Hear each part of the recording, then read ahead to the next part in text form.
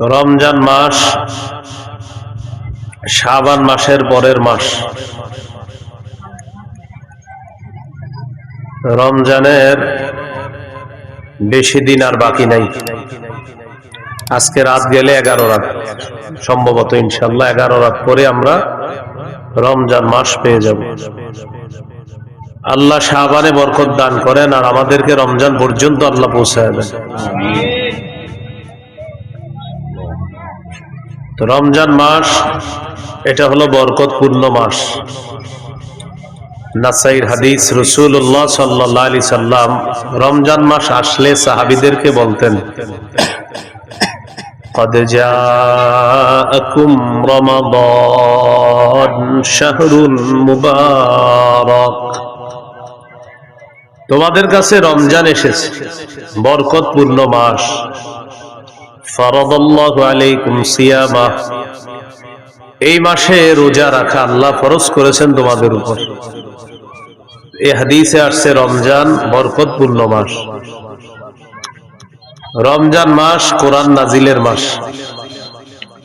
সূরা বাকারার 185 নম্বর আয়াতে আল্লাহ বলেন, শাহরু রমাদানাল্লাযী উনজিলা ফীহিল কুরআন,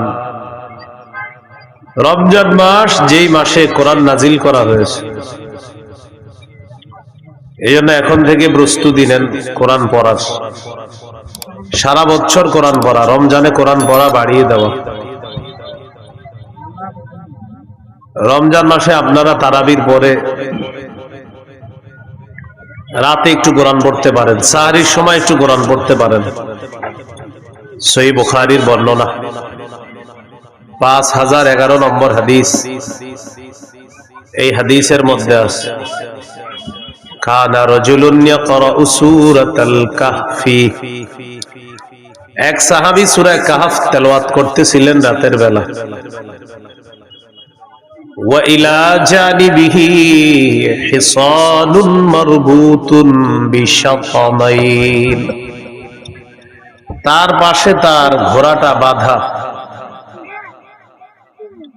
তিনি সূরা কাহফ তেলাওয়াত করতেছেন। ফাজআলা ফারাসুহু ইয়ানফির, তেলাওয়াতের সময় দেখে ওনার ঘোড়া লাফায়। সুবহানাল্লাহ, ঘোড়া লাফায়। তো তেলাওয়াত বন্ধ করলেন, ব্যাপারটা বুঝতে চাইলেন, দেখে তামাশাতু সাহাবা, আকাশের একখণ্ড মেঘ আইসা তার বাসার উপরে উপস্থিত। ঘোড়ার লাফানো যত বাড়ে, তেলাওয়াত যত বাড়ে, ঘোড়ার লাফানো তত বাড়ে। উনি তেলাওয়াত বন্ধ করে দিলেন, মেঘখণ্ডটা চলে গেল। সকালবেলা রাসূলুল্লাহ সাল্লাল্লাহু আলাইহি সাল্লামের কাছে এসে গত রাতের ঘটনাটি শুনাইলেন। فقال رسول الله صلى الله عليه وسلم تلك السكينة تنزلت بالقرآن, রাসূলুল্লাহ সাল্লাল্লাহু আলাইহি সাল্লাম বললেন, এটা হলো প্রশান্তি, সাকিনা তানাজ্জালাত বিল কোরআন, তোমার কোরআনের তেলাওয়াত, এই তেলাওয়াতের কারণে সাকিনা প্রশান্তি আসমান থেকে তোমার ঘরের উপর চলে আসছে। আমরা তেলাওয়াত করলে সাকিনা আসে, প্রশান্তি আসে। তো এটা আমরা অনেক সময় দেখি না, কিন্তু এই সাহাবীকে আল্লাহ তাআলা দেখায় দিয়েছে। এই জন্য রমজান মাস কোরআন নাজিলের মাস। আজকে থেকে কোরআন পড়ার অভ্যাস করেন, আল্লাহ তৌফিক দান করেন। রাসূলুল্লাহ সাল্লাল্লাহু আলাইহি সাল্লাম বলেছেন, স্পষ্ট হুকুম, ইকরাউল কুরআন, তোমরা কোরআন পড়ো। আল্লাহ নবীজিকে বলেছেন ইকরা, আপনি পড়েন। নবীজি আমাদেরকে বলেছেন ইকরাউ, তোমরা পড়ো। এজন্য আমরা রমজান মাস কোরআন নাজিলের মাস। যারা বয়স্ক আছেন, যারা কম বয়সী, যারা বিভিন্ন পেশায় নিয়োজিত আছেন, মাদ্রাসায় পড়েন না যারা, তারাও নিয়ত করে ফেলেন বিশুদ্ধ ভাবে এই কোরআনে কারীমের তেলাওয়াতটা অন্তত শিখে নেওয়ার চেষ্টা করবেন। অন্তত কিছু সূরা বিশুদ্ধ ভাবে শিখে নেওয়ার চেষ্টা করা, আল্লাহ তৌফিক দান করেন। রাসূলুল্লাহ সাল্লাল্লাহু আলাইহি সাল্লামের একজন সাহাবী নাম উসাইদ ইবনে হুযাইর। ভাই আওয়াজ বাড়াবেন না, আওয়াজ বাড়ালে কিন্তু আমি মাইক দূরে নিব। আওয়াজ বাড়াবেন না, আওয়াজ বাড়াবেন না, আওয়াজ বাড়াবেন মাইক দূরে যাবে, একদম ওখানে চলে যাবে, আওয়াজ বাড়াবেন না। রাসূলুল্লাহ সাল্লাল্লাহু আলাইহি সাল্লামের সাহাবী উসাইদ ইবনে হুযাইর রাদিয়াল্লাহু তাআলা, বুঝছেন তো? আওয়াজ বাড়াবেন না, এটা হলো বাংলাটা বলছি। হ্যাঁ, আওয়াজ বাড়াবেন না। হ্যাঁ,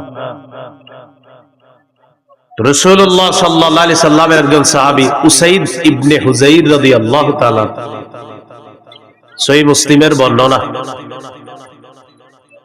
তিনি একদিন রাতের বেলা কোরআন তেলাওয়াত করতেছে। তার পাশে তার সন্তান, নাম হলো ইয়াহইয়া, সন্তান ইয়াহইয়া ঘুমাইতেছে।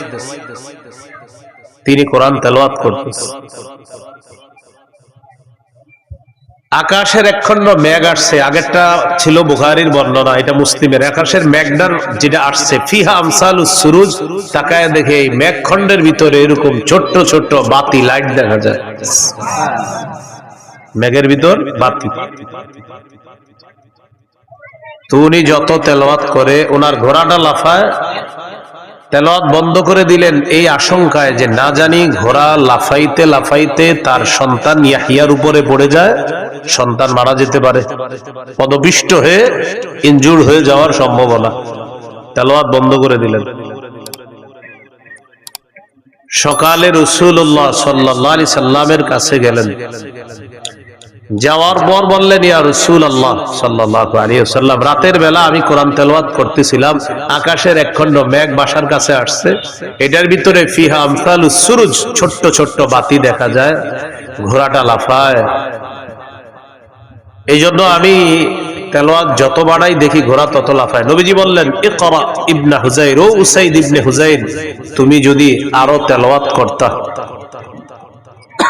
সাহাবী বলেন, হুজুর আরো বললাম, ঘোড়া আরো লাফায়। নবীজি বললেন, ইকরা ইবনে হুযাইর, ও উসাইদ ইবনে হুযাইর, তুমি যদি আরো পড়তা।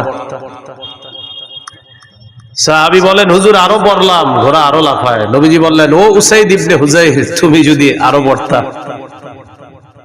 সাহাবী জবাব দিলেন, আমি পড়া বন্ধ করে দিলাম এই আশঙ্কায়, খাশিতু আন তাতা ইয়াহইয়া, আমি আশঙ্কা করলাম ওই ঘোড়াটা না জানি আমার সন্তান ইয়াহইয়ার উপরে পড়ে যায় আর পদপিষ্ট হয়ে আমার সন্তানের কোনো ক্ষতি হবে, এই আশঙ্কায় আমি পড়া বন্ধ করে দিলাম। পড়া বন্ধ করার পর দেখলাম ওই মেঘখণ্ডটা আরজা ফিল জাওয়ি, শূন্যে বিলীন হয়ে গেছে, উপরে গিয়ে শূন্যে বিলীন হয়ে গেছে। এটা আমি আর দেখি না। নবীজি সাল্লাল্লাহু আলাইহি সাল্লাম বললেন, তিলকাল মালাইকাতু তাসতামিউ লাক, তুমি যে মেঘখণ্ডের ভিতর বাতি দেখলা, এগুলা ছিল আল্লাহর অসংখ্য অগণিত ফেরেশতা, যারা তোমার তেলাওয়াত শোনার জন্য তোমার বাড়ির উপর চলে আসছে। তো তোমার আমি বারবার পড়তে বললাম কেন? তুমি যদি পড়তা ফজর পর্যন্ত, তোমার বাড়ির সামনে দিয়ে যে সাহাবীরা ফজরের নামাজ পড়ার জন্য মসজিদে যাইতো, তারা স্বচক্ষে ফেরেশতাদেরকে দেখতে পাইত। এই জন্য তোমারে বললাম, তুমি যদি আরো পড়তা, আরো পড়তা।